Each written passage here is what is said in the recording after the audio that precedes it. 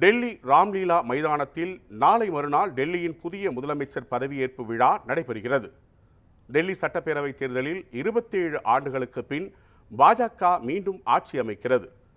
தொடர்ந்து 3வது முறையாக ஆட்சியை தக்க வைக்க முயன்ற ஆம் ஆத்மி கட்சி எதிர்க்கட்சி வரிசைக்கு தள்ளப்பட்டுள்ளது. டெல்லியின் ராம்லீலா மைதானத்தில் நாளை மறுநாள் மாலை புதிய முதலமைச்சர் பதவியேற்பு விழா நடைபெறவுள்ளது. இதில் பிரதமர் நரேந்திர மோடி, மத்திய அமைச்சர்கள் ஆகியோருடன் பாஜக ஆளும் 20 மாநிலங்களின் முதலமைச்சர்களும் கலந்து கொள்கின்றனர். இதன் மூலம் ஆளும் தேசிய ஜனநாயக கூட்டணியின் பலத்தையும் காட்ட பாஜக விரும்புவதால் பதவியேற்பு விழாவுக்கு பிரம்மாண்டமான ஏற்பாடுகள் செய்யப்பட்டு வருகின்றன.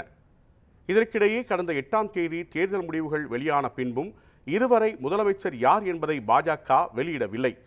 நாளை நடைபெறும் பாஜக எம்எல்ஏக்கள் கூட்டத்தில் புதிய முதலமைச்சர் தேர்வு செய்யப்படுவார் என்று அக்கட்சி வட்டாரங்கள் தெரிவித்துள்ளன.